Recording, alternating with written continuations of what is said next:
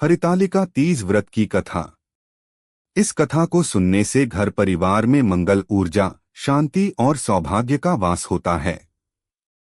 अगर आपको वीडियो पसंद आए तो लाइक, शेयर और सब्सक्राइब जरूर करें। पार्वती माता की जय, शंकर भगवान की, शिव भोलेनाथ की जय, विष्णु भगवान की जय, सब देवी देवता की जय।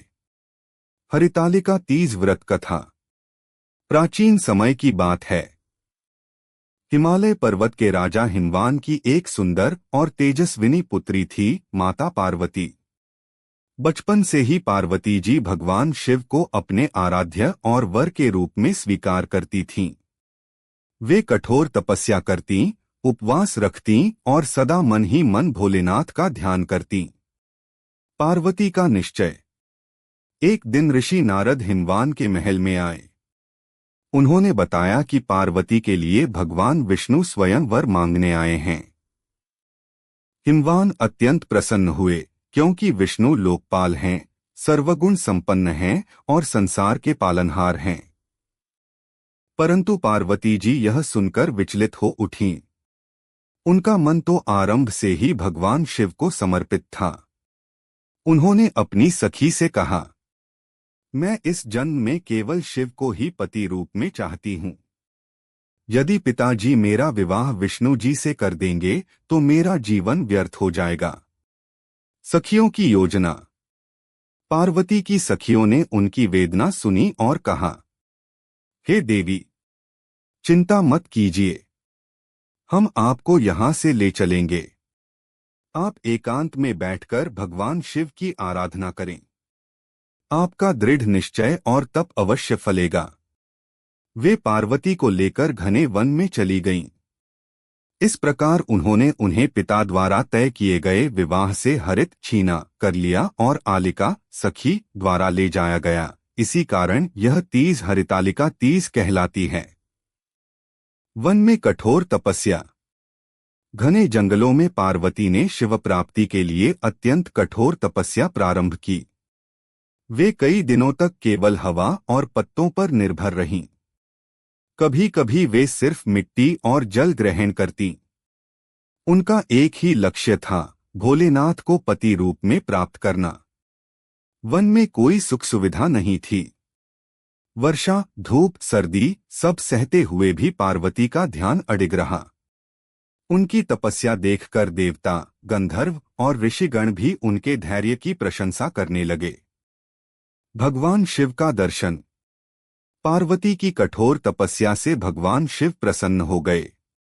उन्होंने अपनी दिव्य ज्योति से प्रकट होकर मां पार्वती से कहा, देवी, तुम्हारी भक्ति, निष्ठा और त्याग से मैं अत्यंत प्रसन्न हूं। जो भी इच्छा तुम्हारे हृदय में है, बताओ। पार्वती ने फोल्डेड हैंड्स में निवेदन किया, स्वामी, मैं जन्म जन्मांत तक आपको ही पति रूप में पाना चाहती हूँ। भगवान शिव मुस्कुराए और बोले, देवी, आज से तुम मुझे अर्धांगिनी होकर प्राप्त हुई। तुम्हारा यह व्रत और तप आने वाले युगों में सुहागिनों के लिए आदर्श बनेगा। तुम्हारे पुण्य और तप का फल अनंत होगा। भगवान शिव ने पार्वती को स्वीकार किया और यही वह दिव्य क्षण था जब पार्वती वास्तव में गौरी कहलाईं। हिमवान का हर्ष।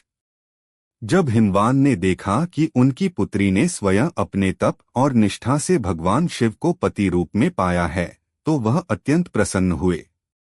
उन्होंने शिव और पार्वती का विधि विधान से विवाह करवाया। समस्त देवताओं ने इस दिव्य मिलन पर आनंद मनाया। व्रत का महत्व। कहानी यहीं समाप्त नहीं होती।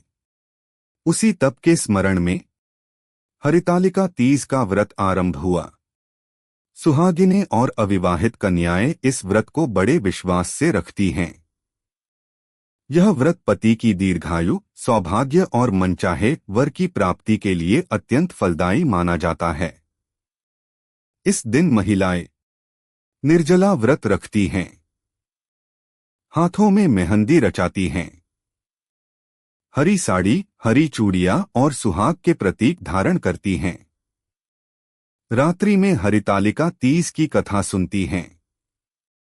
भगवान शिव और माता पार्वती की पूजा करती हैं। कहा जाता है कि जो स्त्री इस व्रत को पूर्ण भक्ति से करती है उसके जीवन में सुख समृद्धि और सौभाग्य स्थायी रूप से निवास करता है। अंतिम संदेश।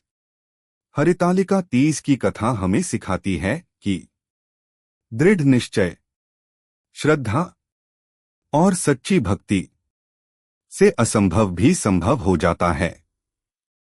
मां पार्वती की तरह जिसने अपने मन में एक बार शिव को पति रूप में स्वीकार कर लिया, उसने कठिन से कठिन परीक्षा भी बिना विचलित हुए पार कर ली। इसीलिए इस व्रत को नारी की निष्ठा, अध्यात्म और प्रेम का